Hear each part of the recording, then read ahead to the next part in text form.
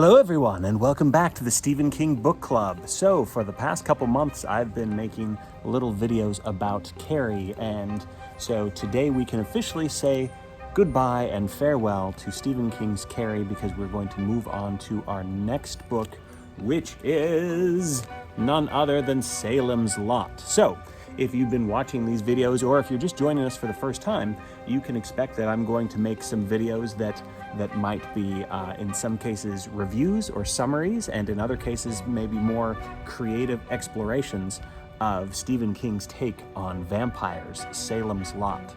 But one last thing about Carrie that I would love to hear from you is I'm curious, what are your thoughts on Stephen King's first novel?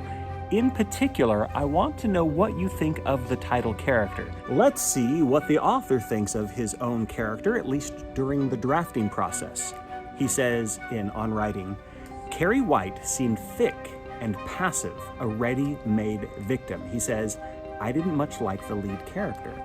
Fortunately, Stephen King's wife, Tabitha, encouraged him to continue on, saying, I think you've got something here.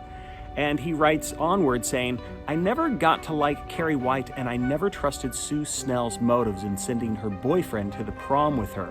But I did have something there, like a whole career. He then goes on to talk about some of his real-life inspiration for the character of Carrie White, which I will skip over, but it's fascinating to read. We'll talk about this book later. I never liked Carrie, that female version of Eric Harris and Dylan Klebold.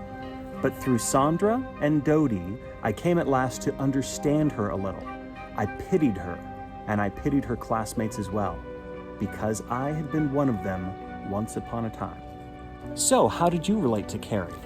Did you see yourself in any of these characters? Leave a comment, and let's talk about it. Until next time, Constant Reader, this is the Stephen King Book Club, and don't forget, if you haven't started reading this book, start reading it, because in October, which is just one day away, we are going to be talking about this book. And since it is the last day of September, I would be remiss if I didn't send a shout out, a belated happy birthday shout out to the author, Stephen King.